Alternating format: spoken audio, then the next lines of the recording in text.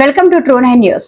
రాష్ట్రంలో నడుస్తున్న red book రాజ్యాంగంలో భాగంగా కూటమి ప్రభుత్వం అక్రమ కేసు పెట్టినందున నెల్లూరు సెంట్రల్ జైలు నందు రిమాండ్ లో ఉన్న నెల్లూరు జిల్లా వైఎస్ఆర్ కాంగ్రెస్ పార్టీ అధ్యక్షులు మాజీ మంత్రి కాకాని గోవర్ధన్ రెడ్డిని బుధవారం ములాఖత్ ద్వారా కలిసి పరామర్శించిన ఎమ్మెల్సీ చంద్రశేఖర్ రెడ్డి, కావలి మాజీ శాసనసభ్యులు రామిరెడ్డి ప్రతాప్ కుమార్ రెడ్డి, వైఎస్ఆర్సీపీ పిఎస్సీ మెంబర్ పోలిబోయిన అనిల్ కుమార్ యాదవ్లు కాకాని గోవర్ధన్ రెడ్డిని పరామర్శించారు. కార్యక్రమంలో వైసీపీ నాయకులు పాల్గొన్నారు.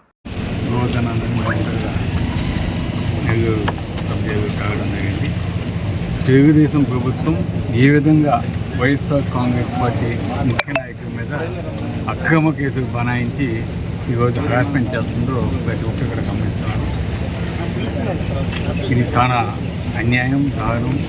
ఎందుకంటే ఇటువంటి కక్షపూరితమైన కార్యక్రమాలు ఎప్పుడు కూడా చేయటం మంచిది కాదు. మన రాష్ట్ర అభివృద్ధికి కూడా అది విఘాతంగా ఉంటుంది. ఇటువంటివి తెలుగుదేశం ప్రభుత్వం కావచ్చు, చంద్రబాబు నాయుడు గారు కావచ్చు, అదేవిధంగా ఇతర ముఖ్య నాయకులు కావచ్చు, అందరూ కూడా అర్థం చేసుకోవాలి.